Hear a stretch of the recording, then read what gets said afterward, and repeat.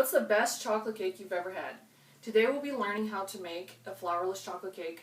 In my opinion, the best type of chocolate cake. 3 most important ingredients we're going to have are eggs, sugar, and I lied, it's a little bit of flour, but maybe your guest won't be too mad. So first thing we have to do is make sure we have all the ingredients. That we have our eggs separated from our whites, the sugar, flavoring, butter, chocolate, and a little bit of nuts, and your prepared pan. First thing you need to do is whip the egg whites. It usually takes about 3 to 4 minutes on high. You want to whip them until they're stiff peaks.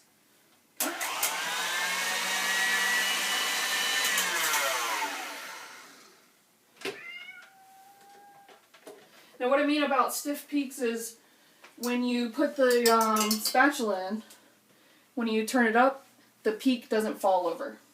Okay?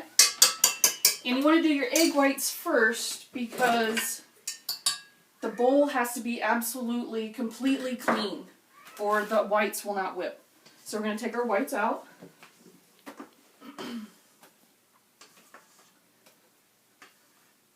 You don't have to make sure you get it all out, just get most of them out.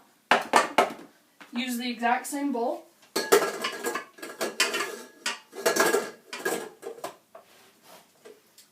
Pour your sugar and your other egg yolks into the bowl. Now you're going to whip this on high until it's pale in color. While this is going, you want to get your butter just to a boil, and then pour over your chocolate.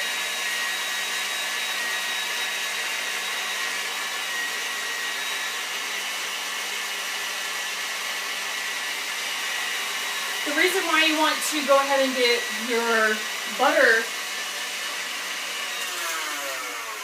melted first and just to a boil is that while this is melting down, it can cool down, and when you pour it over to your egg yolks, you don't have scrambled eggs.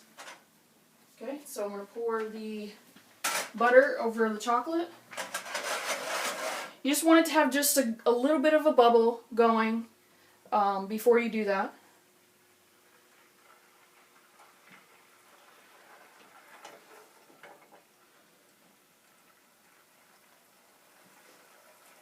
Chocolate is very, very temperamental.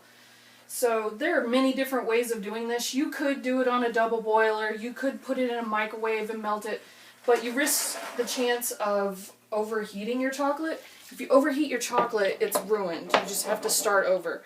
So this is the way I like to do it. You melt it, bring it to almost a boil, pour it over your chocolate, and let it sit for 5 minutes. And while that's sitting, you can mix all your other ingredients and then it'll be ready to go.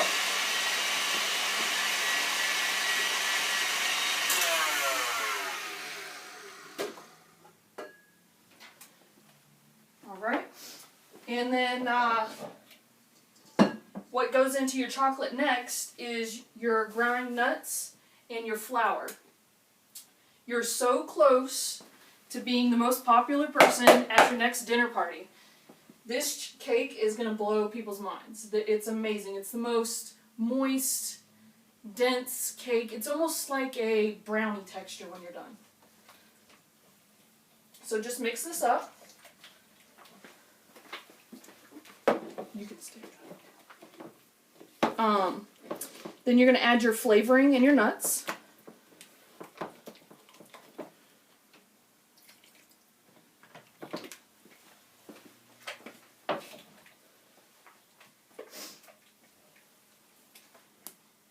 And when we go to mix the whites into our mixture, we want to be really, really careful that we don't knock down all of that air we incorporated at the beginning.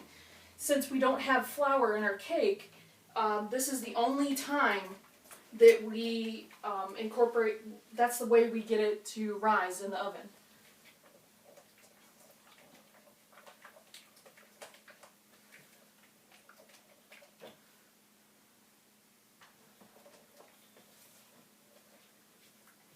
And then now that our chocolate is cooled down just a bit, you can pour it directly into the egg yolks and you won't have to worry about it scrambling because of the way we prepared the chocolate.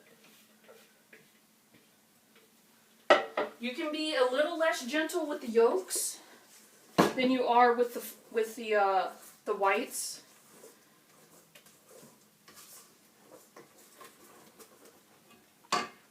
Now you dump them in all at once.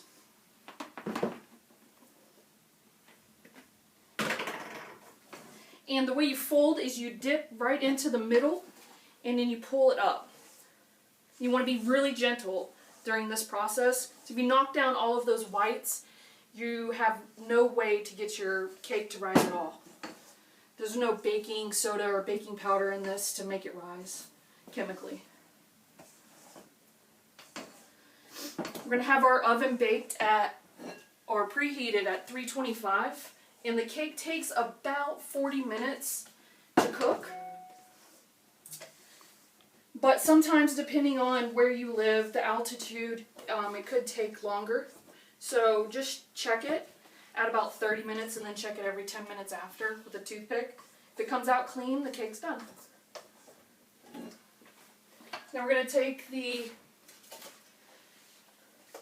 mixture that we've folded and pour it into our prepared pan.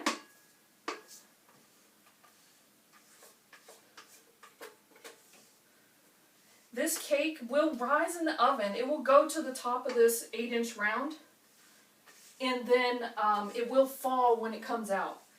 The falling creates a very fudgy texture. So don't be afraid if your cake comes out and it is fallen and cracked, because all we're going to do is put icing on top of it anyway. So take it out, take your cake, put it in the oven, and this is what it should look like. When it comes out in the pan, make sure it's cooled. Don't cut into it right away because it will sink completely. But once it cools, you can flip it over onto a plate just like this. Put powdered sugar on it, ganache, any kind of icing.